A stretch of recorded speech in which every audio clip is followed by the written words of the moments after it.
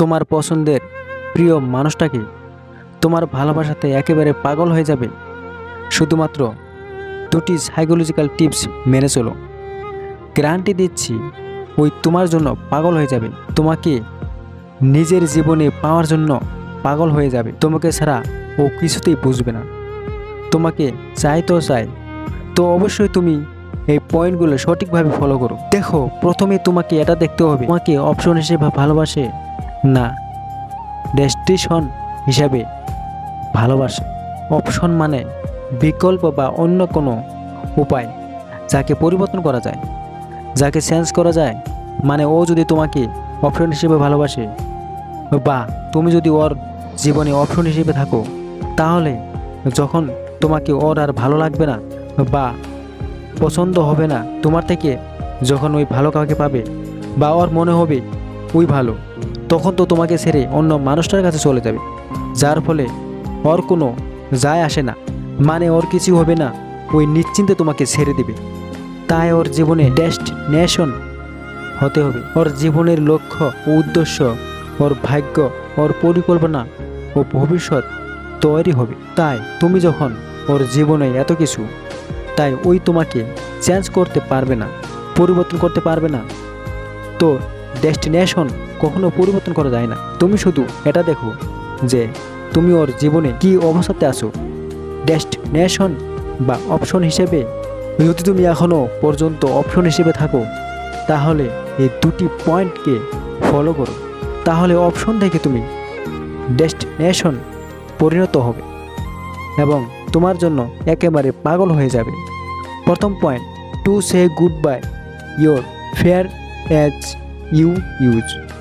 তোমার ইচ্ছে, তোমার ভিতরের ভয়কে গুড বাই জানাতে হবে। ওকে তোমার ভালোবাসাতে পাগল করতে চাইলে প্রথমে নিজের ভেতর থেকে ভয়কে বের করে একেবারে ছুঁড়ে ফেলে দিতে হবে। তুমি ওকে হারাতে ভয় পাও, ওকে ফোনে ব্যস্ত পেলে তোমার ভয় হয়, অন্য কারোর সাথে কথা বললে তোমার ভয় হয়। তো ওকে নিয়ে তোমার ভিতরে যত ভয় আছে, সমস্ত ভয়কে গুড বাই জানাতে হবে। তো তার জন্য তুমি এই সাইকোলজিক্যাল কথাকে নিজের মনের মধ্যে একেবারে অল টাইমের জন্য সেট করে নাও। তাহলে তোমার মনের মধ্যে ওকে নিয়ে কোনো ভয় থাকবে না। মানে মনের মধ্যে একেবারে সেট করে নাও। দেখো, এই কথাটার মানে হচ্ছে তুমি এটা ভাবো সবসময় তোমার নিজের মনটাকে বোঝাবে। তোমার পার্টনার যেরকমটা চাইবে সেরকমটাই করবে। মানে তোমার পার্টনার যদি তোমাকে ছেড়ে গিয়ে খুশি থাকতে পারে, তাহলে তুমি ওকে কোনো সমস্যাই দেবে না। নিজের মনকে বোঝাও, তুমি ওকে অনুরোধ করবে না, কারণ ও যদি খুশি থাকে তাহলে ঠিক আছে, তুমি ওর খুশির জন্য সব কিছু করতে পারো। তো এই সমস্ত কিছু মনের মধ্যে এই কথাটাকে তুমি একদম সেট করে নাও। ও যদি ব্যস্ত থাকে তাহলে ওর ইচ্ছে, যদি ফোন না ধরে বায়না করে সবই ওর ইচ্ছে। মানে তুমি নিজের মনকে এটা বোঝাও যে যেটাই করুক না কেন ওর ইচ্ছা মতো করছে। আর তুমি মনে মনে বলো যে ঠিক আছে, তোমার ইচ্ছে, তুমি ব্যস্ত থাকো। তো এইভাবে নিজের মনকে বোঝাও। তো তাহলে এক সময় ওকে নিয়ে তোমার মধ্যে একটু ভয় থাকবে না, কারণ এটা সাইকোলজিক্যাল কথা। অটোমেটিক্যালি তোমার মন থেকে একেবারে সমস্ত ভয় একেবারে চলে যাবে। দ্বিতীয় point, saying and doing difference আর হচ্ছে কনফিউশন। দেখো, তোমাকে বলা আর করার মধ্যে পার্থক্য করতে হবে এবং কনফিউশন করে তুলতে হবে। মানে যেরকমটা তুমি ওকে বলবে সেরকমটা তুমি করবে না, বলবে একটা আর করবে আরেকটা।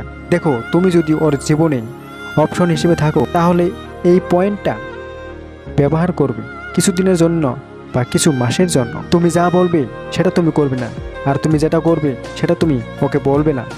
ধরো তুমি ওকে বলছো যে আমি তোমাকে কল করতে পারবো না, আর তুমি রাতে ওকে ফোন করছো, কল করছো। ধরো তুমি ওকে বলছো যে আমি তোমাকে সত্যি ভালোবাসি, প্রচুর ভালোবাসি, কিন্তু তারপরেও তুমি ওকে ইগনোর করছো। মানে তোমার বলা আর করার মধ্যে প্রচুর পার্থক্য রাখতে হবে। দেখো, তুমি যত ডিফারেন্স দেখাতে পারবে তত তুমি ভালোবাসাতে সাকসেস হবে, আমি তোমাকে গ্যারান্টি দিলাম।